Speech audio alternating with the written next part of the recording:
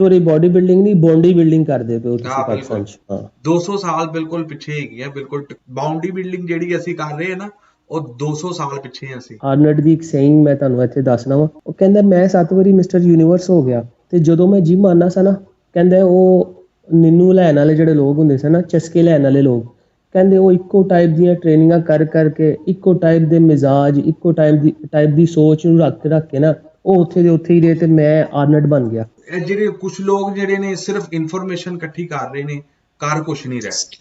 ਉਹ ਜਾਣ ਉਹਨਾਂ ਬੁੱਝ ਨੇ ਸਾਰੀ ਉਮਰ ਕੁਛ ਨਹੀਂ ਕੀਤਾ। ਸਾਡੇ ਜ਼ਮਾਨੇ 'ਚ ਵੀ ਲੋਕ ਹੈਗੇ ਸਨ, ਹਾਲੇ ਵੀ ਹੈਗੇ ਨੇ, ਉਹਨਾਂ ਨੇ ਕੁਛ ਵੀ ਨਹੀਂ ਕਰਨਾ ਸਵਾਏ ਟਾਈਮ ਜ਼ਾਇਆ ਕਰਨ ਦੇ, ਬੱਚਿਆਂ ਦਾ ਟਾਈਮ ਜ਼ਾਇਆ ਕਰਨ ਦੇ, ਬੱਚਿਆਂ ਨੂੰ ਨੁਕਸਾਨ ਪਹੁੰਚਾਉਣ ਦੇ। ਇਹੀ ਉਹਨਾਂ ਦਾ ਕੰਮ ਹੈ, ਹੋਰ ਕੋਈ ਕੰਮ ਨਹੀਂ ਗਾ ਉਹਨਾਂ ਦਾ। ਕਿ ਉਹਨਾਂ ਦਾ ਆਪਣਾ ਮੁਫਾਦ ਪੂਰਾ ਹੋਵੇ।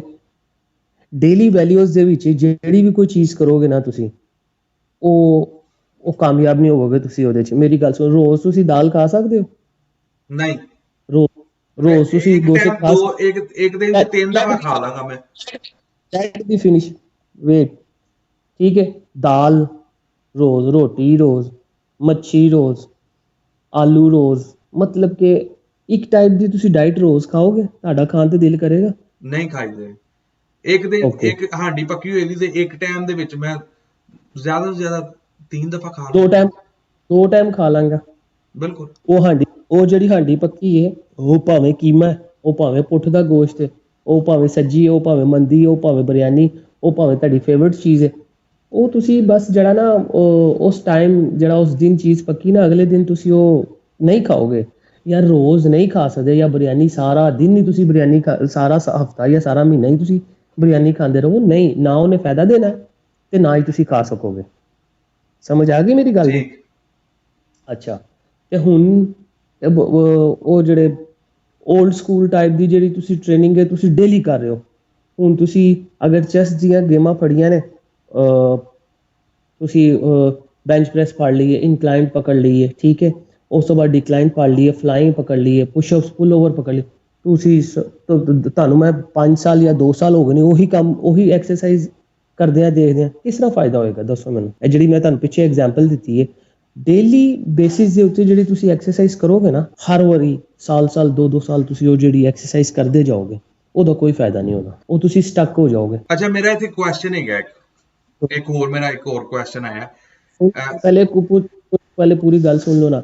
ਉਹ ਤੁਹਾਨੂੰ ਫਾਇਦਾ ਕਿਸ ਤਰ੍ਹਾਂ ਹੋਏਗਾ? ਕਮ ਅਜ਼ ਕਮ 6 ਵੀਕਸ, ਕਮ ਅਜ਼ ਕਮ 6 ਵੀਕਸ ਜਿਹੜੇ ਨਾ ਤੁਸੀਂ ਅਗਰ ਰੋਡਸ ਕਰਦੇ ਪਿਓ ਨਾ, ਰੋਡਸ ਕਰਦੇ ਪਿਓ, ਬੈਂਚ ਪ੍ਰੈਸ ਦਾ ਰੋਡ ਕਰ ਲਿਆ, ਇਨਕਲਾਈਨ ਦਾ ਰੋਡ ਕਰ ਲਿਆ, ਡਿਕਲਾਈਨ ਦਾ ਰੋਡ ਕਰ ਲਿਆ, ਠੀਕ ਹੈ, ਉਸ ਤੋਂ ਬਾਅਦ ਫਲਾਈਂਗ ਕਰ ਲਈ ਡੰਬਲਾਂ ਦੇ ਨਾਲ, ਠੀਕ ਹੈ, ਉਸ ਤੋਂ ਬਾਅਦ ਤੁਸੀਂ ਜਿਹੜਾ ਨਾ ਪੁਸ਼ਅਪਸ ਤੇ ਪੁੱਲ ਓਵਰ ਡੰਬਲ ਨਾਲ ਕਰ ਲਈ, ਠੀਕ ਹੈ। 6 ਵੀਕ ਸਕੈਜੂਅਲ ਰੱਖੋ ਟ੍ਰੇਨਿੰਗ ਦਾ, ਇਹਦਾ ਚੈਸ ਦਾ, ਅੱਛੀ ਤਰੀਕੇ ਦੇ ਨਾਲ। 6 ਵੀਕਸ ਤੋਂ ਬਾਅਦ ਇਹਨੂੰ ਕੁਇਟ ਕਰ ਦਿਓ, ਪੂਰੀ ਚੈਸ ਡੰਬਲ ਦੇ ਨਾਲ ਕਰ ਦਿਓ। ਠੀਕ ਠੀਕ। Chess dumbbell, incline dumbbell, decline dumbbell, flying ਤੇ ਪੁੱਲ ਓਵਰ, ਫਿਰ ਦੇਖੋ ਮਜ਼ਾ ਕਿਹਦਾ ਆਉਂਦਾ।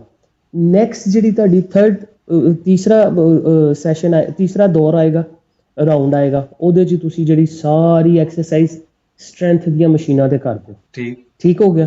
ਨੈਕਸਟ ਜਦੋਂ ਤੁਹਾਡੀ ਚੈਸਟ ਆਏ, ਉਹ ਸਾਰੀਆਂ ਜਿਹੜੀਆਂ ਨੇ ਤੁਸੀਂ ਕੇਬਲਸ ਤੇ ਕਰ ਦਿਓ। ਤੂੰ ਇੱਥੇ ਰਹਿ ਕੇ ਗਿਆ ਠੀਕ। ਨਾ 3 ਸਾਲ ਤੱਕ, ਬਿਲਕੁਲ ਕਿਸ ਟਾਈਪ ਦੀਆਂ ਇੱਥੇ ਐਕਸਰਸਾਈਜ਼ਾਂ ਹੁੰਦੀਆਂ? ਬਿਲਕੁਲ ਉਹ ਤੇ ਜੋ ਸਿੱਖਿਆ ਸੀ ਪਾਕਿਸਤਾਨ ਦੇ ਵਿੱਚ, ਉਹ ਵੜ ਗਿਆ ਨਾ ਜਿੱਥੋਂ ਨਿਕਲਿਆ ਸੀ। ਬਿਲਕੁਲ ਇਸੇ ਤਰ੍ਹਾਂ ਹੀ, ਕਿਉਂਕਿ ਜਦੋਂ ਤੁਸੀਂ ਬਾਹਰ ਨਿਕਲਦੇ ਹੋ, ਦੇਖਦੇ ਹੋ, ਠੀਕ ਹੈ, ਅਲੀ ਤੇ ਜੀ ਇੱਥੇ ਪਾਕਿਸਤਾਨੀ ਜਿਹੜੇ ਕੋਚ ਨੇ, ਤੈਨੂੰ ਪਤਾ ਹੈ ਪਾਕਿਸਤਾਨ ਦੇ ਜਿਹੜੇ ਬੱਚੇ ਉਹਨਾਂ ਇੱਥੇ ਲੋਕ ਬਹੁਤ ਪਸੰਦ ਕਰਦੇ ਨੇ, ਕਿਉਂਕਿ ਉਹ ਚੰਡ ਕੇ ਆਏ ਹੁੰਦੇ ਨੇ, ਅੱਛੇ ਟੀਚਰਾਂ ਕੋਲੋਂ ਪਾਕਿਸਤਾਨ 'ਚ ਸਿੱਖ ਕੇ ਆਏ ਹੁੰਦੇ ਨੇ।